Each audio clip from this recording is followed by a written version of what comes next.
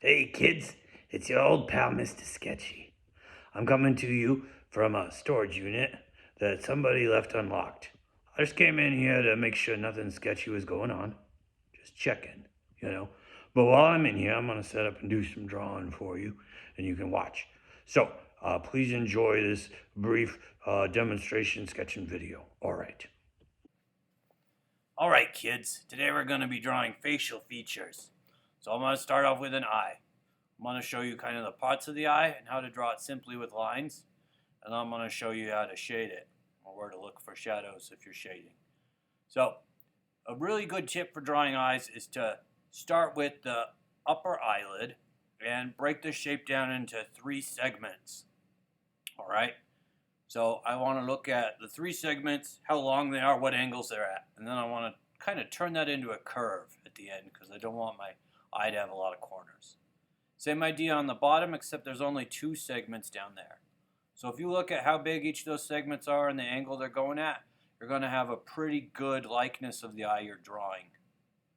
And now I'm coming in with the outside of the iris. The iris should be overlapped by at least one of the eyelids, and oftentimes both. It's usually tucked up under the top eyelid, at least partially. Now there's a little crease on some people's eyes right above the eyelid. You want to get that if it's there. Depending on the construction of their particular eyelid, sometimes the whole thing comes down and there's not really that crease above. So look for that and put it in if you want it. Now I'm just darkening in the pupil. You want to make sure your pupil and your iris are circles. That's good. And then I'm just going to mark in kind of an eyebrow up here just to show you where that would go.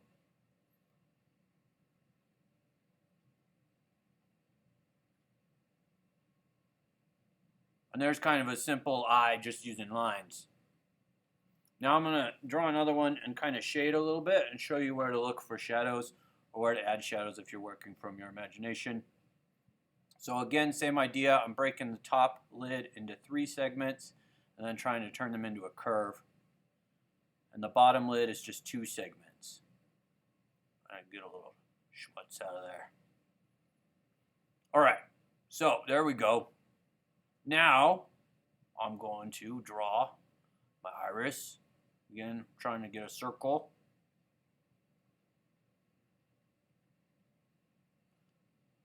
There's a technique that they use in manga and anime where they add whites to the bottom or the top of the eyes. If you put a white under the iris, it tends to make the person look crazy. And if you make the iris so there's white up above it, it makes the person look drunk or exhausted. So that's a stylistic thing you can do if you want. But generally on real eyes, you most of the time have an overlap on one or both lids. Oftentimes both. Almost always at least one, unless the eyes are open really wide. All right, so I've got a little shadow under the eye. So the bottom eyelid, since it curves out, oftentimes there will be a little shadow on that upper eye or below eyelid. So look for that. So I'm kind of indicating that. We also got a shadow under the ridge of the upper eyelid. And then here, you can make a second line here that kind of indicates the thickness or the width of the lower eyelid. Oftentimes that'll be created by a shadow. Sometimes you can see that edge. And then oftentimes there will be a little bit of shadow up here where the eyelid folds in to the eye socket. So look for that.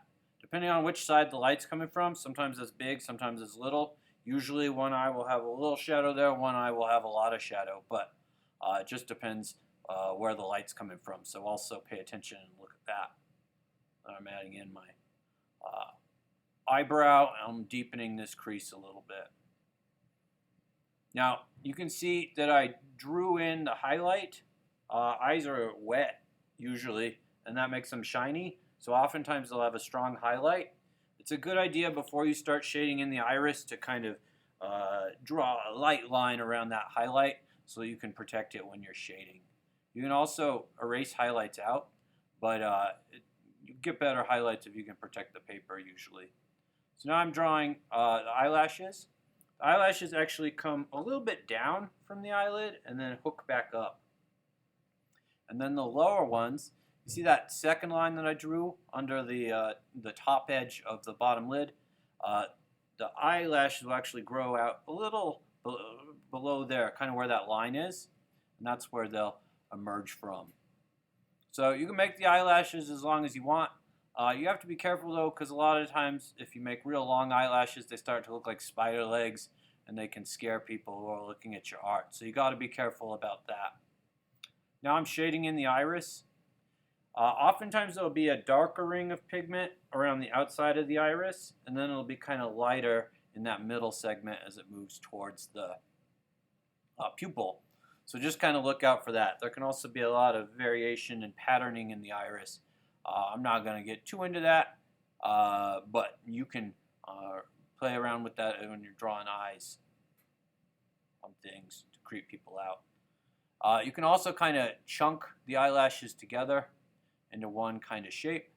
It really depends. If someone's wearing a lot of makeup and their eyelashes are really separated and long, sometimes they'll be a little bit more like those spider legs I was talking about, but oftentimes they'll kind of be clumped together. So you should really draw what you see, not what you know is there. So if you can see the eyelashes separate, you might want to draw longer eyelashes on there and keep them separated. But if they're kind of merging into one blob, just draw them that way. Alright, so next we're doing a nose. So if you're drawing a nose using lines, you gotta be careful because you can use too many lines and make the nose look weird. The main parts we want to get when we're drawing a line drawing of a nose are the wings on the two sides and the bottom of the little ball in the middle. We also want to show the nostrils. Now, nostrils and how much nostril you show is going to vary from person to person, and that depends on the angle of the head, but also the angle of the nose. Some people have noses that go uphill, some have noses that go downhill, some have noses that are pretty flat. So you want to think about what kind of nose the person you're drawing has, or if you're drawing from reference, look at the nose and just look at how much nostril is showing. So I used just a soft line on the side of the nose there. Usually the light will be coming from one side or the other, and one side of the nose will be in shadow and one will be getting hit by the light. You can put a soft line in to indicate the dark side if you want. You don't necessarily need that line though, you can just use the end of the nose oftentimes. So here are some examples of different kind of nose nostril styles. First one is kind of a nose where the nostrils aren't showing. That could be like a flat nose, or if someone's looking down. The second one is a little bit more of an upturned nose where you're going to see a little more nostril happening. So, you know, there's a lot of variation, but those are the basic parts. So just look at how they work together and focus on how much nostril you're seeing and you should be good. So if I'm going to fully shade a nose, I'm going to add some soft shadows on the two sides. So in this case, the lights may be coming from the front or above. Usually there'll be a little shadow on those sides. So look at those shadows. Try to get the right shadow shape when you draw it, but this is just to generally where you will look for them. And then there's a kind of a bulb or a ball on the end of the nose. The shape of that will be different. Some people have pointy nose, some people have really round nose, some people have big hook noses. It's all right. All noses are beautiful, but if you want to draw someone accurately, you need to look at what kind of nose they have and look at how the light is interacting. I'm adding a little bit peak of nostril. And then I'm going to add some shadow. Now generally, people are going to have light shining on them from above. So usually the bottom of the nose is going to be in shadow. Oh, on these wings there's some creases where it attaches to the face. Those will oftentimes have pretty dark shadow in them, so you can usually indicate those with kind of a heavier line, especially if you're just doing a line drawing. Alright, so the underside of the nose is going to be in shadow, so I'm going to shade it. I want to shade just the parts of the wings that are going to be facing down, so that kind of edge.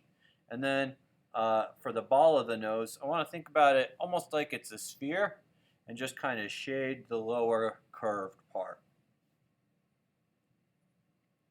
Next we're going to do a mouth.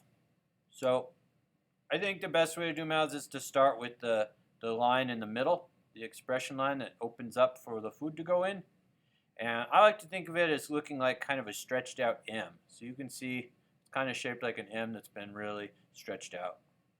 And then top of the upper lip is kind of the same thing. It's usually a taller M, but it's still an M shape that's stretched out to whatever degree. The bottom looks kind of like a stretched out U, or you could think about it as being kind of 3 segments that you again kind of unite into a curve after you figured out their size and angles. Alright, so this time we're going to do another mouth, but we're going to shade it this time. So same procedure. It'll come through. Oh wait, I want to show you something else. If you're trying to do like a shaded drawing and it's like small and it's just a detail, you can often make a mouth just by using a couple of shadows.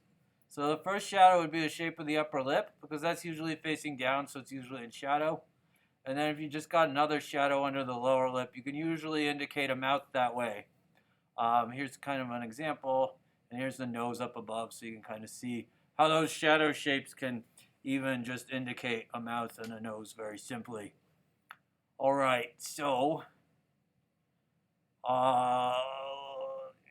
darken that line a little bit. Okay, so back to my shaded mouth here. I'm going to start with the middle segment again. So this is where the lips close together. And again, it's kind of a stretched out M shape. So I want to look at how that M is stretched, how wide it is, what angle all the parts of it are going at, to get the expression and the shape of the mouth correct. I messed up a little bit here. I'll have to correct it. There we go. That's better, I think. All right. So again, once we get this drawn in, I'll darken this a little bit. I'm going to go and do the top of the upper lip. That's again going to look a lot like a stretched out M. This one's going to be a little taller, but it's kind of the same set of 4 segments. And then the bottom of the lower lip is a stretched out U, kind of like this. And you can also think about that as being 3 segments that you make into a curve. So next thing, we got a little bit of a highlight here usually. So lips tend to be wet often, just like eyeballs, which means that they'll have highlights on them a lot of the time. So if you've got a highlight on the lip, again, you might want to draw around the highlight and then protect that while you're shading. So I'm adding a little bit of shadow, and now I'm going to add some of the lip color. I'm going to just go across and shade this. All right, there we go. And the texture of the lips will oftentimes break up the highlights, so you got kind of little lines coming through the highlight. And then I'm also going to have a little highlight up at the top of the upper lip. So depending on how the light's hitting the person, it's going to be different, but those are the places to generally look for the highlights. And then I'm going to add a little shadow where the lip curves under into the mouth here. So I want kind of a darker line for the middle of the mouth, and then a little shadow just where the upper lip turns down. Same idea here on the lower lip where it starts to curve down. I'll shade it a little bit. And then there will oftentimes be a little pocket of shadow underneath the mouth here. Alright, so those are the places to look for shadows on the mouth. And we have some other structures around the mouth. We've got Philtrum up above. I'm going to draw that. A Philtrum is that little divot right above your upper lip. And we'll also have kind of some expression lines on the side. Now, if a mouth is neutral like this, you're probably not going to see them, so this might look a little weird. But when the mouth is pulled up, we'll tend to see creases right here going from kind of the corners of the mouth to the corners of the nose there.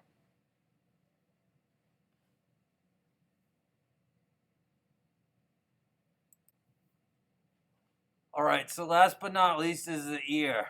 The ear is kind of a hard one because there's a lot of nonsense going on inside of the ear. Who can really even visualize what an ear looks like? Anyway, I've got kind of a curve that comes up, one that comes across, and then one back down, and then another one going down at a different angle, and then that loop on the earlobe. And then we have a curve that kind of follows that first one, where the ear folds over. And then we got a little kind of loop here where the ear hole is. And then that comes up and curves into the ear. Right here, it kind of turns into a Y shape. So there's not a lot of hard edges in the ear, so it can be hard to do just line art of it. Well, I think that's pretty adequate right there. So for the shaded variant, we're going to go up, over, down at an angle, back down at an angle, and then make the kind of loop of the earlobe. I'm going to erase this because it kind of attaches in a weird spot. Yeah. Just adjust that line a little bit. And then again, we got this interior ridge where the ear kind of folds over and ends. And then that transitions over into this bottom edge. We got the little loop here right by the ear hole. Then it kind of runs along the same line as that first ridge we drew. And again, this kind of splits into a Y shape up at the top. So there's going to be a little shadow up there in between the arms of the Y. And now I'm going to start adding some shading. So there's going to be a shadow pocket kind of right here most of the time. Also going to have a shadow up here in between the Y. Some shadow under the ridge that comes around and over.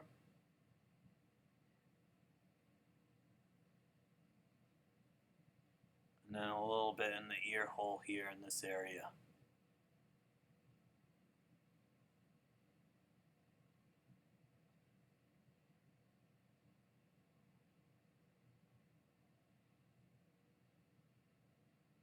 And then there's a kind of a little divot in the lobes sometimes where there might be some shadow collecting. You'll often have some shadow kind of along this ridge here where it folds over, and just all kinds of places inside these kind of folds and this nonsense that's happening inside of the ear. So you can kind of look for that, but if you're drawing from memory or imagination, this is kind of where you might want to put the shadows in.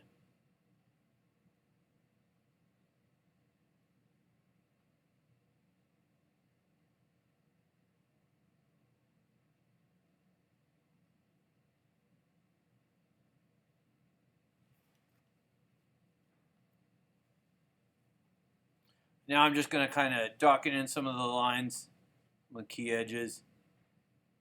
And this is kind of, a matter of taste. You can kind of do this however you want.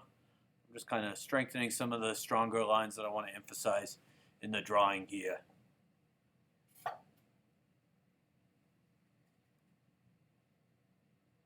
All right. All right, so here's our finished product.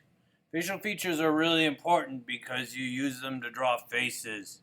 Drawing faces is a good way to make some cash. I used to hang out down by the wharf and draw people and then make them give me $5. A lot of people they feel bad buying art, but you gotta be insistent. I wouldn't let them leave until they gave me $5 for the picture I drew. They didn't even ask for the picture, I just, do it spontaneously. So it's a good money-making thing to know. And we're going to talk soon about the facial proportions and how to put all these together into a face.